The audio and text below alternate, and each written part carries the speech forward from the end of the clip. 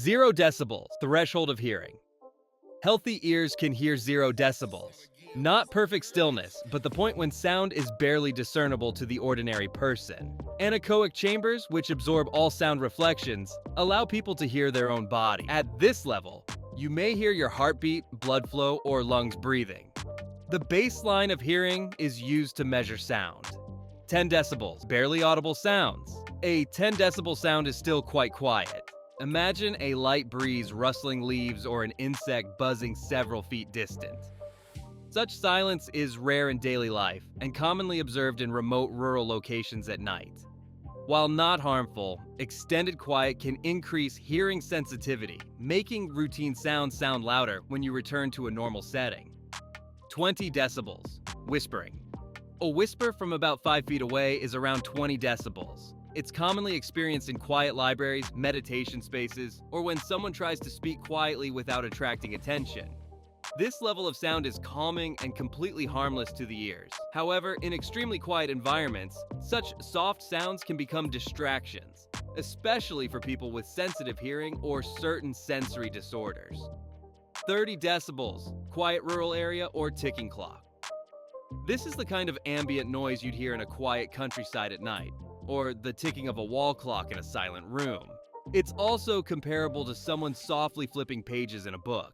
It's still considered an ideal background noise level for restful sleep or focused concentration. At 30 decibels, there's no risk of hearing damage, but the clarity of such an environment can make small, unexpected noises seem exaggerated and startling. 40 decibel, quiet room or refrigerator. Hum. The hum of a refrigerator or the soft murmur of a quiet office workspace registers at about 40 decibels. This is a comfortable level of background noise, often used in settings that require a balance of quiet and alertness. At this level, people can easily hold conversations without raising their voices. There are no health risks involved, and it's generally regarded as acceptable by building codes and health standards for indoor environments. 50 decibels, moderate conversation or rainfall. 50 decibels is the level of a calm conversation at home, or the soft patter of rainfall on a window. This level is still safe for long-term exposure and is even considered pleasant or relaxing by many. However, in noise-sensitive areas like hospitals or recording studios, even this level may be too much and could interfere with performance or healing. It's within the recommended range for homes and residential areas according to environmental noise guidelines. 60 decibels, normal conversation or background city noise. At 60 decibels, sound becomes noticeably louder, similar to normal conversation or the sound of a dishwasher running. It's typical of daytime urban environments. While still within the safe range, prolonged exposure to 60 decibels in workplaces or homes can become mentally fatiguing, especially for people who are sensitive to background noise. It may not cause hearing damage, but it can impact sleep, concentration, and overall comfort. 70 decibels, vacuum cleaner or busy traffic. This level represents common household equipment like vacuum cleaners or the noise level experienced when standing beside a busy road. While it doesn't cause immediate harm, the World Health Organization advises caution with exposure beyond 8 hours daily at this level.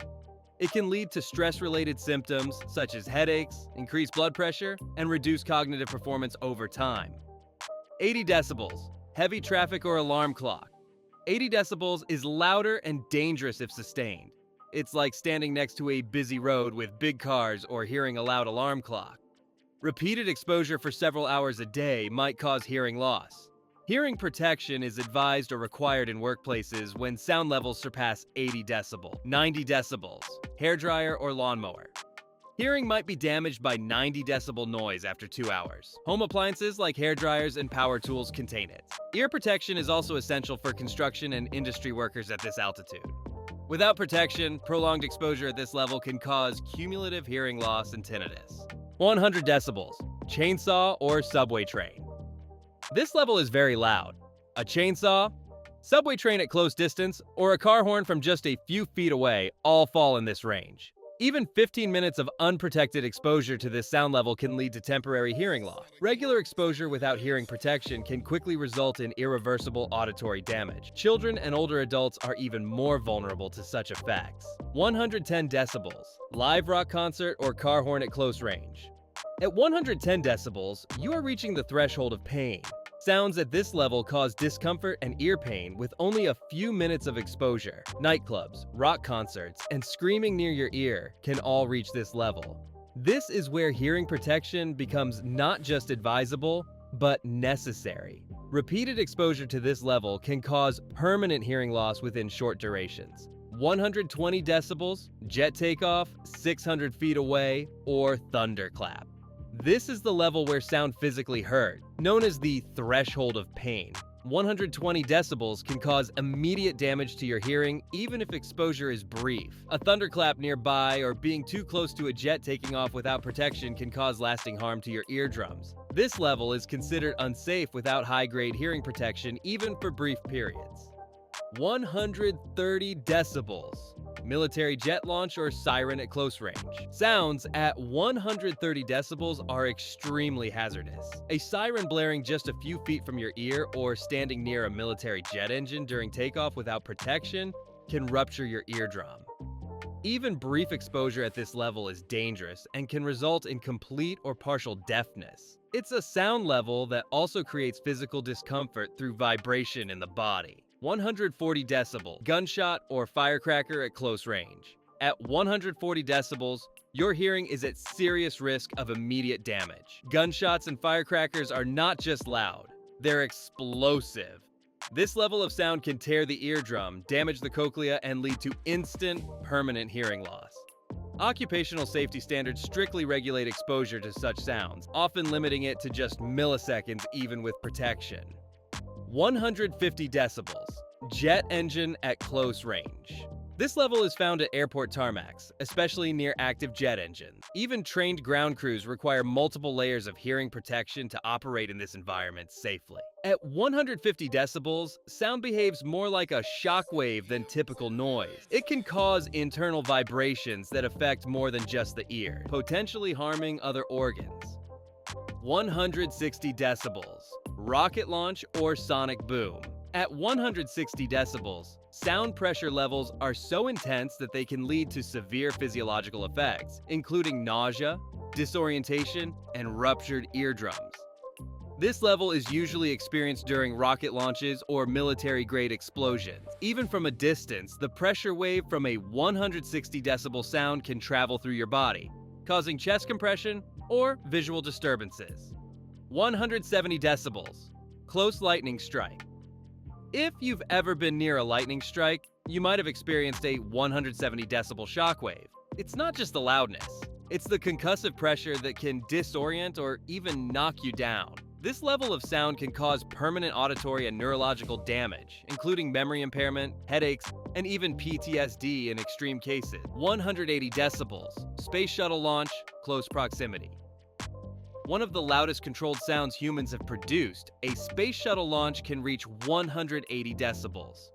Even with the enormous distance that spectators are kept from the launch pad, it's still dangerous. At this intensity, sound becomes a physically destructive force. It can cause windows to shatter, buildings to shake, and internal organs to suffer trauma. That's why NASA uses enormous water deluge systems to absorb sound energy during launches. 190 decibels, underwater explosions. Underwater sound behaves differently than in air. A 190 decibel underwater explosion can have lethal consequences for marine life and divers. At this level, not only do sound waves travel faster, but they carry more pressure. The result can be fatal barotrauma, where organs collapse from the sheer force of the wave. Even submarines can be affected structurally by underwater sound at this intensity. 194 decibels, maximum possible sound in Earth's atmosphere. This is the theoretical maximum sound level that can exist in air before it transitions into a shockwave. At 194 decibels, air molecules are compressed to the point where they cannot move any closer. Beyond this point, sound ceases to behave traditionally and instead forms a supersonic pressure wave capable of immense destruction. Any louder, and it's no longer sound as we understand it. It's pure explosive force, like that of a nuclear blast or asteroid impact.